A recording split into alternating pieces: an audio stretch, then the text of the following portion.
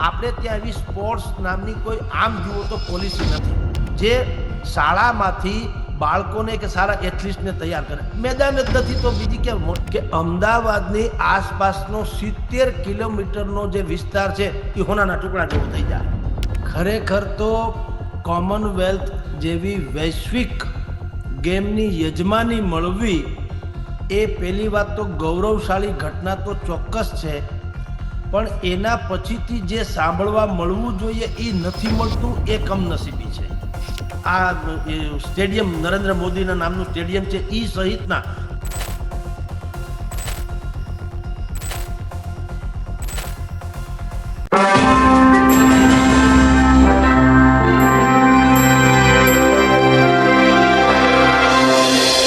નમસ્કાર દર્શક મિત્રો, હું છું રમેશ ચૌધરી ને આપ નિહાળી રહ્યા છો ષડયંત્ર. અને આજે એક અતિ વિશિષ્ટ વ્યક્તિ અને આપણા શું કહેવાય સન્માનીય એક વરિષ્ઠ પત્રકાર જગદીશભાઈ મહેતા આપણા સાથે જોડાયેલા છે.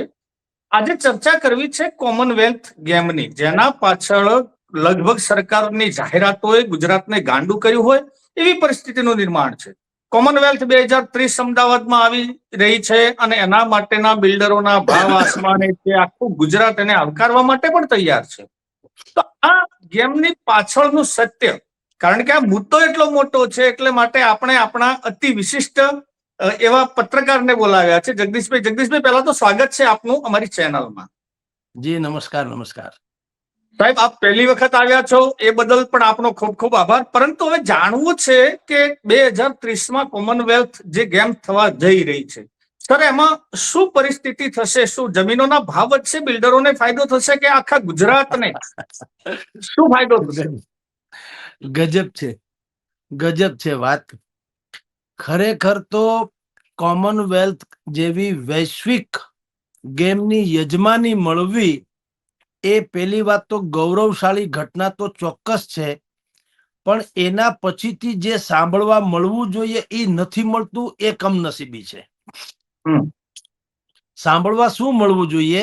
2030માં કોમનવેલ્થ ગેમ આપણે ત્યાં અમદાવાદમાં યજમાની અને મળી, તો સાંભળવા એવું મળવું જોઈએ કે 2030માં આટલા હોકી પ્લેયર્સ અથવા તો આ હોકીની ટીમ, આટલા બેડમિન્ટનના ખેલાડી, આટલા કબડ્ડીના, આટલા બરછા ફેંક, આટલા ખોખો, આટલું ફલાણું, એના ખેલાડીઓ તૈયાર કરવામાં આવશે. અને એ પણ એવા સાયન્ટિફિકલી રીતે તૈયાર કરવામાં આવશે કે જે ભારતને ગોલ્ડ, રજત કે કાંસ્ય જેને કહી શકાય એવા મેડલ જે છે એ અપાવી શકે. ચર્ચા તો એ જ થવી જોઈએ કારણ કે સ્પોર્ટ્સની વાત છે, પણ કમનસીબી જુઓ અથવા તો આપણી વેપાર વૃત્તિ જુઓ. આપણે ત્યાં ચર્ચા શું થાય છે કે કોમનવેલ્થ ગેમ અહીંયા આવવાની છે અમદાવાદમાં, તો ભારત સરકાર એના ઉપર કેટલો ખર્ચો કરશે? 3500 કરોડ, 35,000 કરોડ. હવે 35,000 કરોડના ખર્ચે જે કોમનવેલ્થ ગેમ 2030માં યોજાવાની છે, એનાથી ઉપલબ્ધિ શું થશે તો સરકાર શું કરશે? તો તમે જુઓ એની યાદી અથવા તો આ બધી મનોવૃત્તિ પણ જુઓ કેવી વિનોદી છે. આમ વિનોદી કહું છું એને, કરુણાંતિકાની ચરમસીમા એ વિનોદ પ્રગટે. શું કે છે કે એક વાત છે કે સ્ટેડિયમ બનાવવામાં આવશે. 6 સ્ટેડિયમ છે બનાવવાની વાત, 6, ઓનલી 6. પરદેશમાં એવું છે સાહેબ, સ્ટેડિયમ પણ મલ્ટિપલ ગેમ ના હોય. એટલે આપણે ત્યાં સ્ટેડિયમ એટલે ક્રિકેટ ને ક્રિકેટ એટલે સ્ટેડિયમ. વધીને પછી કોઈ બહુ મોટો ઇવેન્ટ જે છે નમસ્તે ટ્રમ્પ એવું પણ કરવું હોય તો એ સ્ટેડિયમનો જ ઉપયોગ થાય. પણ બેઝિકલી મલ્ટિપલ સ્ટેડિયમ જો હોય તો ત્યાં તમામ પ્રકારના જે સ્પર્ધકો, જે એથ્લીટ્સ એને કહી શકાય, એ તૈયાર કરી શકાય. પરદેશમાં ખાસ કરીને ચીન ઇત્યાદિ, ચીન આખી દુનિયાના તમામ દેશો કરતા સૌથી વધુ મેડલ પ્રાપ્ત કરનારો દેશ કે કન્ટ્રીઝ છે. એ શું કામ છે? ત્યાં એક તો સ્પોર્ટ્સ યુનિવર્સિટીઝ બહુ છે. સ્પોર્ટ્સ યુનિવર્સિટીઝ, એથ્લેટિક્સ તૈયાર કરનારા. પછી ટેલેન્ટ સ્કાઉટ હોય છે, જેનામાં જે ટેલેન્ટ હોય એને બહાર કાઢીને બતાવી દે આ ભાઈમાં ખૂબી છે. પહેલી વાત એને ટેલેન્ટ સ્કાઉટ કહે છે. પછી મનોવૈજ્ઞાનિકોની પણ એક ટીમ હોય છે. ડિપ્રેશનમાં ન આવી જાય, ઉત્સાહમાં રહેવો જોઈએ માણસ, બીજી કોઈ ખામી છે કે કેમ વગેરે વગેરે એની માનસિકતાનો અભ્યાસ કરે એવી પણ એક ડિપ્લોમેટિક જેને કહી શકાય એવી એક ટીમ ઊભી રાખે. પછી વિદેશી કોચ, કોચિંગ કરાવનારા પણ વિદેશી રાખે. શું કામ? લાગવગ બાગવગ ન હાલે અને બિલકુલ પ્રોફેશનલ ઢબે એ કોચિંગ કરાવી શકે. આપણે આપણી ભાષામાં કહીએ તો છેડા અડાડે નહીં. પછી નવી ટેકનોલોજી, જે વૈજ્ઞાનિક પદ્ધતિ વાળી વાત છે, નવી ટેકનોલોજીનો આવિષ્કાર કરવામાં આવે અને સાયન્ટિફિક રીતે એથ્લેટિક્સ તૈયાર કરવામાં આવે. હવે આપની જાણ ખાતર આ ચીનની જે વ્યવસ્થા છે એ આપણે ભારતમાં 1951 એશિયાડ શરૂ થયું, 1951, આઝાદીના ત્રીજા ચોથા વર્ષે. બોલો, ત્યારથી માંડીને આજ સુધી આપણે બધી જ પ્રકારે એથ્લેટિક્સના વૈશ્વિક રમતગમતમાં ભાગ લઈએ છીએ. પણ હમણાં 2-4 વખતના જે ઇસ્યુ બન્યા એમાં ગૌરવપૂર્ણ કહી શકાય એવા કેટલાક એવોર્ડ આપણે મેડલ વગેરે પ્રાપ્ત કર્યા, એને બાદ કરીએ તો અત્યાર સુધીનું આમ જુઓ તો આપણું જે કહી શકાય પ્રદર્શનની નિરાશાજનક રહ્યું. કારણ કે આપણે ત્યાં શું છે, ખેલાડી ઓછા તૈયાર થાય અને ખેલાડી તૈયાર થવાનો સમિતિઓ બહુ રચાઈ જાય, સરકારી સમિતિઓ અને પોલીસ એ ગજબની થઈ જાય. આપને કહું, 1950માં આપણે all India council of sports AICS એની રચના થઈ હતી. 1950માં 1984માં નેશનલ સ્પોર્ટ્સ પોલિસી બની. 2000માં ministry of youth affairs and sports એવી પાછી બે સમિતિ બની. 2011માં national sports development code of India એમ કરીને 2011માં બની. 2022માં રાષ્ટ્રીય વાયુ ખેલ નીતિ, જેને નેશનલ એટલે આ છે ને NASP વગેરે કહેવાય. હવે આ બધી મેં જે નામાવલી વાંચી, આ બધાનો સરવાળો કરો ને પછી એને પૂછો કે સમિતિના જેટલા સદસ્યો છે એટલા મેડલે મેળવ્યા ખરા? એની પાછળનો ખર્ચો એ સમિતિના વડા અને ચેરમેન ને એના જે કઈ અધિકારીઓ હોય, ગાડીઓ બંગલામાં ફરે ને હરે ફરે ટેસડા કરે. પણ તમે પૂછો કે તમે જેટલા આ જેટલી સમિતિ મેં નામ વાંચી બતાવ્યા, એ સમિતિના જેટલા લોકો છે એમાં તમે વિચાર કરો એટલા પણ મેડલ મળ્યા ખરા? તો નહીં. બરાબર. કારણ શું છે સાહેબ? આપણી બધી જ જે દ્રષ્ટિકોણ જે છે એ ધંધાદારી છે. આપણે ગોલ કરવાનો હોય ને ત્યાં ગલો કરવાનું વિચારીએ કે આ ગલો કરાય, પાનનો ગોલ ન કરાય. એવી રીતે આપણે ત્યાં જે છે આ સમિતિ બમિતિ રચન ફલાણું છે. અત્યારે પણ તમે જુઓ કે કોમનવેલ્થ ગેમ જે આવવાની છે તો ચર્ચા શું છે ખબર છે કે ભાઈ 35,000 કરોડના ખર્ચે આ કોમનવેલ્થ ગેમ યોજાવાની છે. તો ચર્ચા શું થયું કે અમદાવાદની આસપાસનો 70 કિલોમીટરનો જે વિસ્તાર છે એ હોનાના ટુકડા જેવો થઈ જાય. કઈ રીતે? રિયલ એસ્ટેટના ભાવ વધશે, શોપિંગ મોલ બનશે, સ્કાય ઇઝ ધ લિમિટ એના જેવા ગગનચુંબી ઇમારતો બનશે અને બધા ભાવ. એટલે તમે શેના માટે આયોજન કર્યું છે? કોમનવેલ્થ ગેમ જે ઈ આયોજન કયા જમીનના ભાવ વધે એટલા હાટું કર્યું છે, બિલ્ડરો હાટું કર્યું છે કે સ્પોર્ટ્સમેન તૈયાર કરવા હાટું કર્યું છે? અને 35,000 કરોડના ખર્ચે જે થવાનું છે તો એ ખર્ચામાં તમે જુઓ, સ્ટેડિયમને બાદ કરતા VIP રોડ બનાવવામાં આવશે. આકર્ષણનું કેન્દ્ર, તોરણની જેમ VIP રોડ, જ્યાંથી વિશ્વભરના સ્પર્ધકો કે દર્શકો કે કોચિસ યા તો VVIP ત્યાંથી પસાર થાય તો એને એમ લાગે કે ભાઈ આપણે સિંગાપોરમાં છીએ, ખાલી એમ કે અમદાવાદમાં નથી, એના જેવું ટૂંકમાં લ્યો ને. પછી હાઈટેક બ્રિજ બનશે. બ્રિજ પણ એની માસીનો છોકરો, સમજી લ્યો ને. એ પણ હાઈટેક બ્રિજ બનશે. પછી સ્પોર્ટ્સ વિલેજ બનશે અને આકર્ષણના અનેક પ્રકારના એમાં આયામો ઉમેરવામાં આવશે. હવે આ બધું મેં વાંચ્યું, એમાં ક્યાંય આવ્યું કે સ્પોર્ટ્સમેન તૈયાર કરવા માટે આટલા કરોડ રૂપિયા? એ નહીં આવે. એ નહીં. બ્રિજ ને ફલાણું ને રોડ ને હાઈટેક, અરે એ બધું જરૂરી પણ છે, એમાં ના નહીં. વિદેશી લોકોને આકર્ષવા એ કઈ ખોટી વાત નથી. પણ 35,000 કરોડમાંથી મેક્સિમમ રકમ શેમાં વપરાવડાવવી જોઈએ? તાલીમબદ્ધ આપણી પાસે એથ્લેટ્સ તૈયાર થાય એટલા માટે. ઈ ઓછું અને બાકીની સાઈડ ઇફેક્ટ જે છે એની ચર્ચા વધુ છે. અર્થશાસ્ત્રીઓ પણ કરે છે અને બિલકુલ એ રિયલ એસ્ટેટના માંધાતાઓ છે એ પણ કરે છે. પણ ક્યાંય તમે સાંભળ્યું કે કોઈ વ્યવસાયિક કહી શકાય અથવા તો પારંગત કહી શકાય એવા એથ્લેટિક્સ, એવા સ્પોર્ટ્સ પર્સન્સ, એવા પીટી શિક્ષકો કે તાલીમબદ્ધ કોચ જેને કહી શકાય એવા લોકોની ક્યાંય ડિબેટ થઈ હોય અથવા એને કીધું હોય કે ભાઈ આપણી પાસે ગાળો કેટલો છે, અત્યારે 2025 પૂરું થયું, હવે 26 નું શરૂ થવાનું છે, 26, 27, 28, 29, 30, 5 વર્ષ છે. તો 5 વર્ષમાં આપણે એવા ખેલાડીઓ તૈયાર કરવા છે જે આપણને ચીનની જેમ મેડલ તાલિકામાં ગૌરવ આપણે લઈ શકીએ એવા સ્થાને મૂકે, એવી કોઈ ચર્ચા નથી. બોલો. માત્ર ને માત્ર રોડ, રસ્તા, બ્રિજ, હાઈટેક વગેરે વગેરે. એટલે આપણે જે છે ને, મેં કીધું એમ કે ગોલ કરવાનો ને ગલો કરવાનો પેલા વિચારીએ, એ આપણી સ્થિતિ છે રમેશભાઈ જી. સર, આપની વાત ઉપરથી યાદ આવ્યું અને વાત સત્ય પણ છે, કારણ કે મારા ખુદના ગામમાં સાહેબ એક કુસ્તીનો પ્લેયર છેલ્લા 3 વર્ષથી ગુજરાત સ્ટેટ ચેમ્પિયન છે, પરંતુ એને ટ્રેનિંગ લેવા માટે હરિયાણા જવું પડે છે. એટલે આ સત્ય છે કે આપણા જોડે સ્ટેડિયમ નથી, આપણા જોડે એ પાયાની સુવિધા નથી. સર, મારી બીજી પણ વાત છે કે 2010માં આપણે દિલ્હીમાં પણ કોમનવેલ્થ ગેમ થઈ હતી, શીલા દીક્ષિતની સરકાર હતી અને ભ્રષ્ટાચારોની એટલી મોટી પોલ ખુલી હતી. હું સાહેબ નામ ના ભૂલતો હોય તો સુરેશભાઈ કલમાડી કે સમથિંગ મંત્રી એવા લપેટાણા હતા. તો આવું ને આવું હજુ સુધીના ઇતિહાસમાં સાહેબ મને એવું ક્યાંય આપણે હિસ્ટ્રી જયારે ચકાસતા હોઈએ, એટલે આના પહેલા 2022માં કોમનવેલ્થ થઈ હતી મારા ખ્યાલે ઇંગ્લેન્ડના બર્મિંગહામમાં. ત્યાં પણ સાહેબ થયા પછી એ દેશનો કે શહેરનો જે જોગતો વિકાસ થયો નથી. તો આ બધું કોના માટે આ બધું સ્ટ્રક્ચર કરવામાં આવે છે? જેમ આપે કીધું કે ખેલાડી નથી, તો કોના માટે? ખેલાડીઓ કે ખેલાડી માટે? અચ્છા, ખેલાડીઓ કે ખેલાડી માટે? જી જુઓ, સુરેશ કલમાડી જેનું નામ તમે હમણાં લીધું, તમે વિચાર કરો, એની ઉપર દુનિયાભરનો શીલા દીક્ષિત વખતમાં આરોપો મૂકવામાં આવ્યા, કરોડો અબજો રૂપિયા ખાઈ ગયા, કટકટાવી ગયા, બરોબર.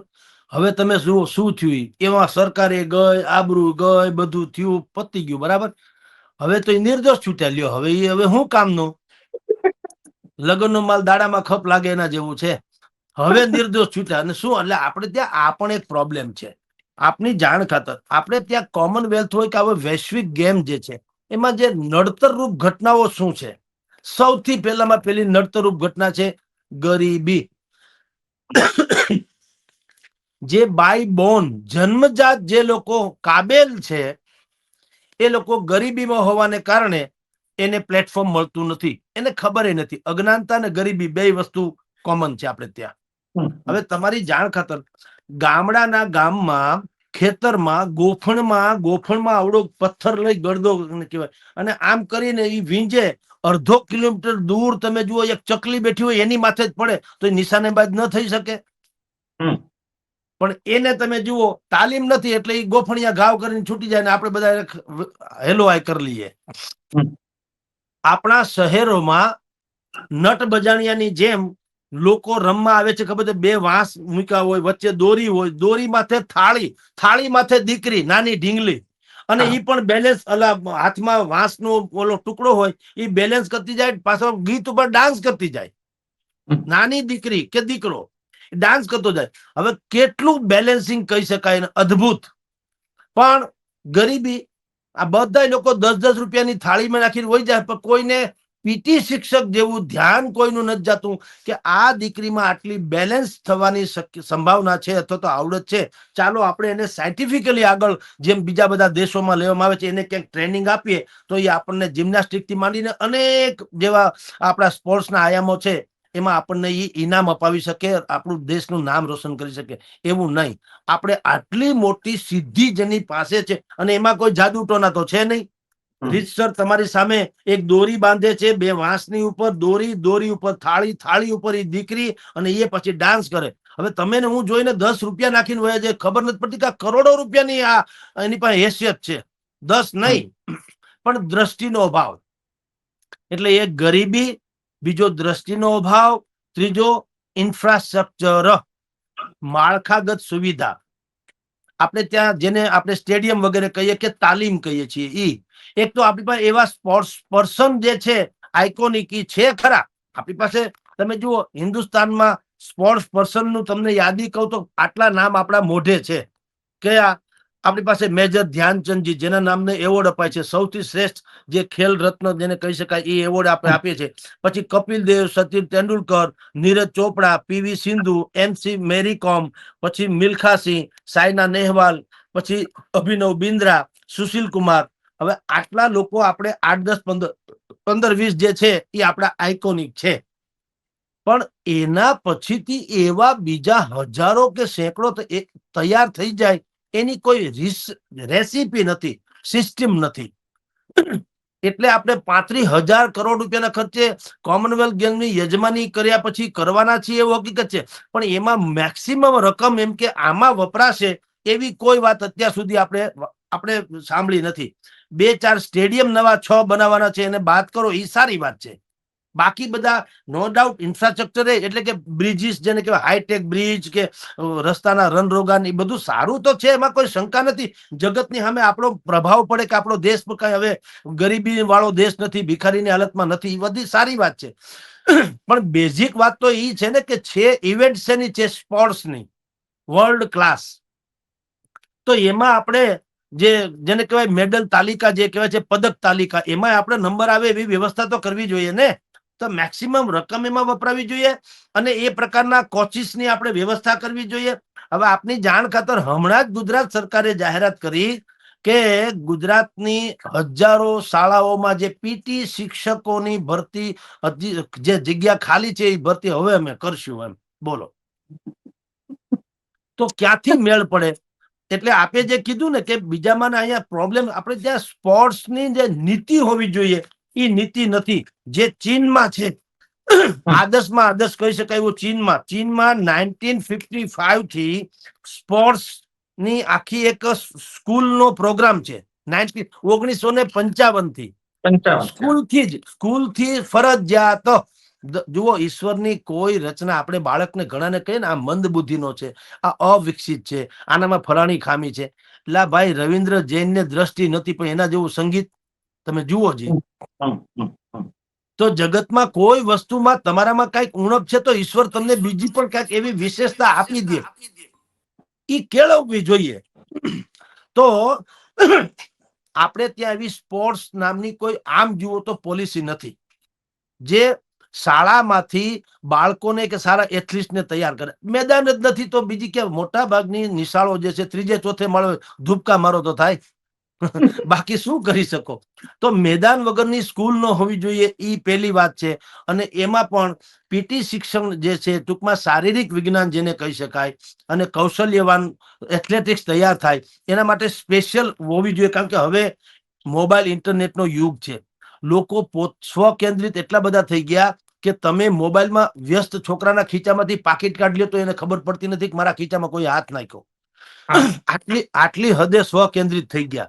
એને પોતાના કુટુંબના છોકરાઓના નામ નથી આવડતા, પણ યોગી આદિત્યનાથનું શું થવાનું છે કે નરેન્દ્ર મોદીનું શું થવાનું છે એની ઉપર એ ચર્ચા કરશે અને એમાં એ જોયા કરશે. પણ તમે એને પૂછો કે તમારા કાકાના છોકરાનું નામ શું છે, ખબર નહીં. કેટલામાં ભણે રાજા રામ જાણે. બરાબર, આટલા હદે આપણે મેન્ટલી આપણે જેને કહેવાય, જેને ડિજિટલ એરેસ્ટ કહેવાય છે ને, આપણે મોબાઈલમાં ડિજિટલ એરેસ્ટ થયેલા લોકો છીએ. ઈ પેઢી છે જેને જેન જી કહેવાય છે. એટલે આપણે એમાંથી બહાર આવવાની જરૂર છે. પહેલી વાત તો એ, રમેશજી. જી સાહેબ, એક બીજો પણ પ્રશ્ન છે કે આ જે કોમનવેલ્થ ગેમ આવવાની છે એના ખાતર અત્યારથી જમીન માર્કેટ પણ થોડું ઉંચકાયું છે. શું આ ખરેખર આ ફુગાવો રહેશે કે પછી જૂના ભૂતકાળમાં જે શહેરો જોડે આ થયું છે એવું જ થશે? શું સાહેબ આપ કલ્પના કરી શકો છો? જુઓ, આ બધું છે ને આવેગ જેવી વાત છે. ઉભરો. હા, આપણે ત્યાં અત્યારે જો અહીંયા ગુજરાતમાં ગિફ્ટ સિટી બન્યું છે. ગિફ્ટ સિટી કહેવાય છે કે એ સિંગાપોર ને મેલબોર્ન ની ગરજ સારી એવું બનાવવાની કોશિશ સરકારે કરી છે. અત્યારે શું હાલત છે? શરૂઆત થઈ હતી ત્યારે આવી જ વાત હતી કે ગિફ્ટ સિટી તો અનન્ય નજરાણું છે, ગિફ્ટ સિટીમાં તમે જાઓ તો તમને પરદેશમાં આવ્યા હોય એવું લાગે, આમ તેમ, ત્યાં ધંધા રોજગાર ધબકશે, વિશ્વ સાથે કનેક્ટ થઈ જશું, ગ્લોબલ માર્કેટ થશે, આપણને વિશ્વ આખું ને વિશ્વમાં આપણે આખા એવા બધા ઓતપ્રોત થઈ જશું. એને બદલે કાંઈ નહીં, જયારે સમાચાર આવે ત્યારે શું આવે, ગિફ્ટ સિટીમાં દારૂ પીવાની છૂટ, બસ આ વાત આવે. તો ભલા માણસ ઈ એક જ ઉપલબ્ધિ, બીજી પાછી તમે જો મેક્સિમમ ઉપલબ્ધિ થવી જેવી નહીં. ડાયમંડ સુરતમાં બન્યું તો ડાયમંડ ને આખું તમે જુઓ, એક હાઉસ બનેલું હતું, એમાં કેટલી ઓફિસો ખાલી છે. સુરતના હીરાવાળા એ લિફ્ટ આમાં લીધેલી, તે પ્રધાનમંત્રી એનું ઉદઘાટન કરેલું. તો સરકાર એના લેવલ પ્રમાણે બધું ઇન્ફ્રાસ્ટ્રક્ચર ઊભું પણ કરી દે છે, પણ આપણી મનોવૃત્તિ, આપણી જે લોકો તથાકથિત રોકાણકારો જે છે, તે ધંધાર્થીઓ જે છે, એ બધા શું છે, એ સંબંધના નાતે પડે છે. તમને કહું, મોટા ભાગના કિસ્સાઓમાં શું કામ તમે કહો છો આવું નથી થતું, એનું કારણ એ છે કે ધારો કે કોઈક જગ્યાએ કોઈ મોટું સંકુલ કે મોટી ઇમારત બને. અમારે રાજકોટમાં આપની જાણ ખાતર અત્યારે ન્યૂ 150 ફીટ રિંગ રોડ બને છે. ઈ મલબાર હિલ, જેને મુંબઈમાં મલબાર હિલ વિસ્તાર જોયો હોય, નેપેન્સી રોડ જેને કહેવાય, ઈ જોયો હોય, કફ પરેડ નામનો વિસ્તાર જેને જોયો હોય, એની ગરજ સારે એવું 150 ફીટ નવો રિંગ રોડ બની રહ્યો છે ગોંડલ તરફ જઈએ તો, રાજકોટ થી. હવે એમાં હાઈરાઇઝ બિલ્ડિંગો બને, 5-5, 6-6 કરોડના ફ્લેટ છે. કેટલાના? 5-6 કરોડના ફ્લેટ, રાઈટ? બધા બુક થઈ ગયા, રેતું કોઈ નથી. તમે જાઓ તો પાવલું કોઈ ભાવ ન ઘટાડે, પણ બંધ છે તો છે. રાજકોટના રેસકોર્સ રોડ ઉપર પટેલ આઈસ્ક્રીમની ઉપર કિંગ્સ કે એવા નામનું એક બિલ્ડિંગ છે. હું રાજકોટમાં 30 વર્ષથી રહું છું. એની 8-10 બારી ખુલી હતી જે તે સમય. આજે 8-10 બારી જ ખુલી છે, બાકી હંધું બંધ જ છે. રાજા રામ જાણે કોણ રહે છે ને હું કામ રહે છે. તો તમે જે કહો છો ને એનો જવાબ આ છે કે આપણે ત્યાં જેટલું નવે નવું આવે ત્યારે જે માર્કેટિંગ કરવામાં આવે ત્યારે એમ જ લાગવામાં આવે કે જાણે આખી દુનિયાની શિકલ પલટી જશે, ગુજરાતના કોઈ પણ વિસ્તારની કે દેશની, જ્યાં પણ આવું બને. પણ પછીથી એક કશું તમે જુઓ તો એટલી હોદે નથી થતી. એ શું કામ નથી થતું? એમાં પછી રસ લેવાનું ઓછું થઈ જાય. તમે જોજો, જે જાહેર સભાઓ હોય ને, એમાં જે એક આઇકોનિક વ્યક્તિ હોય, બોલવા આવ્યા હોય, મેઇન અતિથિ, આકર્ષક, જેના માટે લોકો એકત્રિત થયા હોય, ઈ બોલી લે ને પછી ઈનો ઈ મંડપ, ઈનો ઈ સભા, ઈનો ઈ મંચ, ઈનો ઈ કાર્યક્રમ, પણ ઈ ભાઈ હોયા જાય એટલે બધા હાલો હાલો જમીન છૂટા પડી, હવે કઈ છે નહીં. આપણે ત્યાં એવું થાય છે.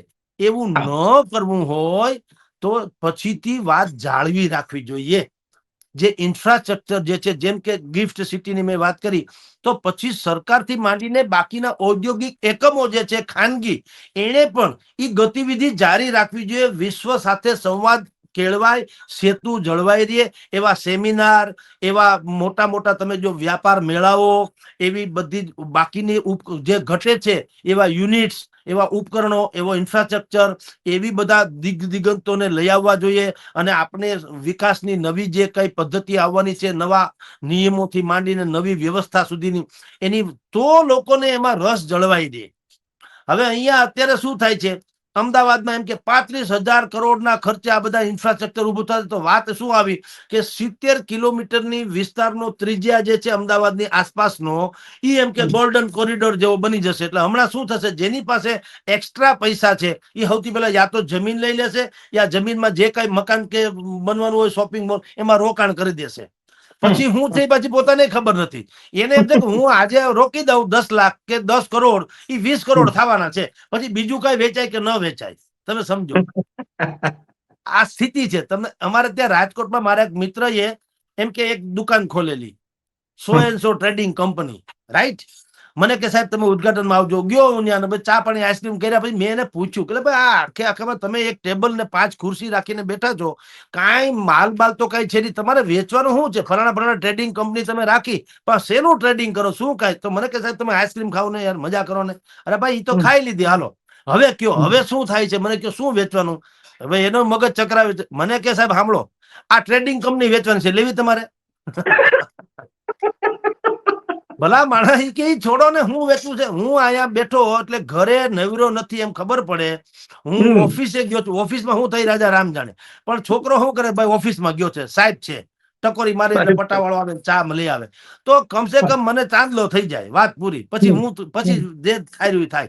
આપણે ત્યાં મોટા ભાગના કિસ્સાઓમાં આવું થઈ જાય કે સ્પોર્ટ્સની ઇવેન્ટ્સ આવે, યા તો બીજી કઈ અહીંયા ગુજરાતમાં તમે જુઓ, નરેન્દ્ર મોદી સરકારે ગ્લોબલ સમિટ જે વેપારીની શરૂ કરેલી રોકાણકારોની, અદ્ભુત, એમાં કોઈ શંકા નહીં.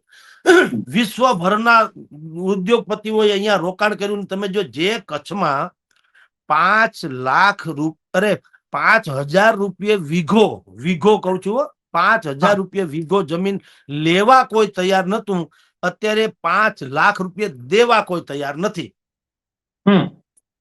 તો આ થયું ખરું, એની અસર થઈ.